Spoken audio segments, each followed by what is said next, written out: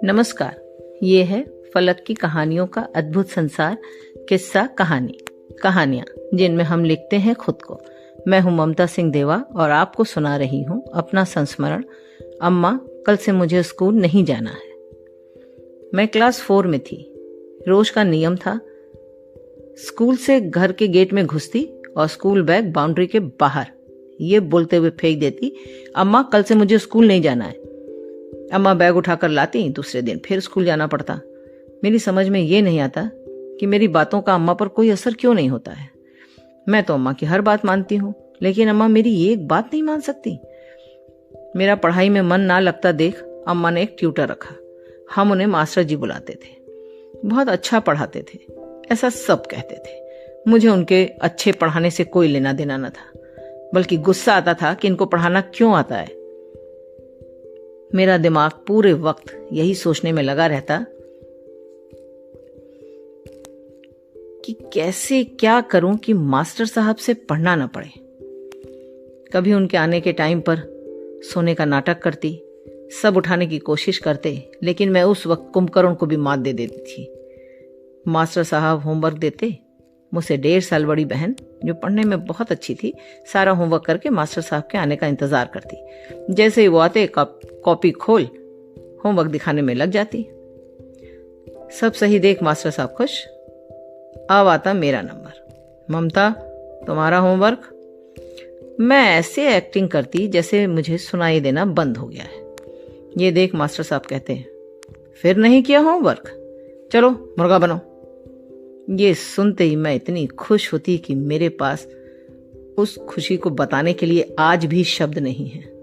मैं झट मुर्गा बन जाती और मुर्गा बहन बनकर अपनी बहन के लिए चिंता करती कि बेचारी होमवर्क भी करती है, मास्टर साहब से पढ़ती भी है, कितनी बड़ी बुद्धू है। अगर मेरी तरह होमवर्क नहीं करती तो पढ़ाई से तो बच सकती थी। उस वक्त मुझे उससे बड़ा बेवकूफ कोई दूसरा नहीं लगता था। समय आगे बढ़ा। क्लास 5 की पढ़ाई मैंने बाबू के साथ इलाहाबाद में ही रहकर की। वहां बाबू के साथ रहकर पढ़ाई में मन लगता था, अच्छे नंबर भी आए। 1 साल बाद पूरा परिवार इलाहाबाद आ गया, लेकिन वो भी 1 साल के लिए। बाबू ने अपनी नौकरी से रिजाइन किया।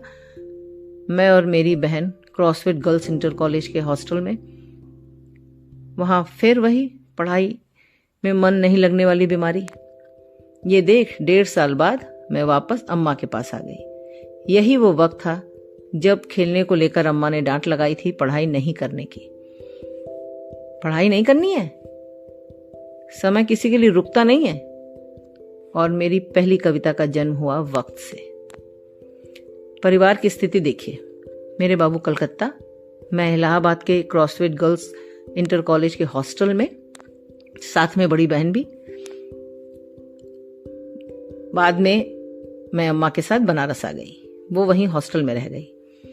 सबसे बड़ी बहन काशी हिंदू विश्वविद्यालय के हॉस्टल में, मुझसे छोटा भाई देहरादून के हॉस्टल में। ये संघर्ष था पढ़ाई के लिए परिवार का, और मुझे वही समझ नहीं आती थी।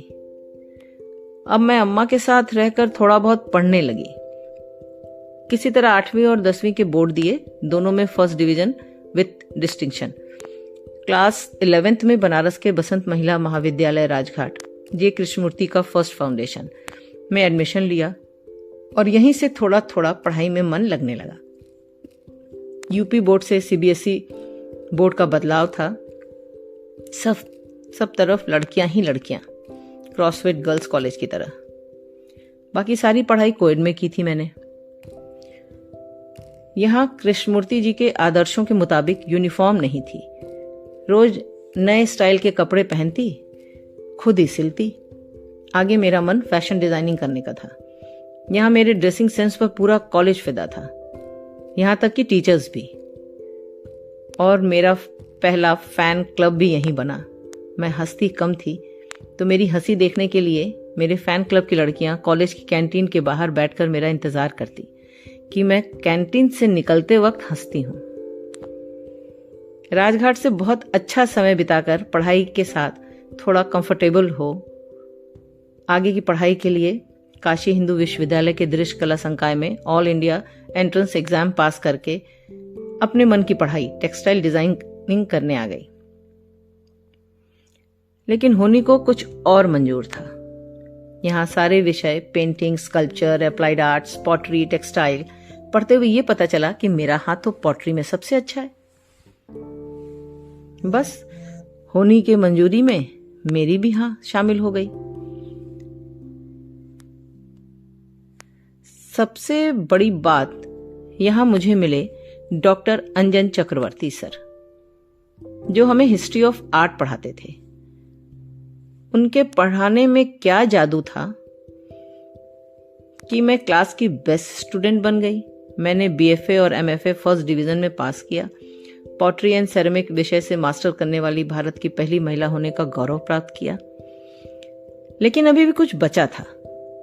नहीं पढ़ने वाली अम्मा की बेटी ने 2019 में अपनी कविता का पहला संकलन गढ़ते शब्द अपनी अम्मा को समर्पित किया।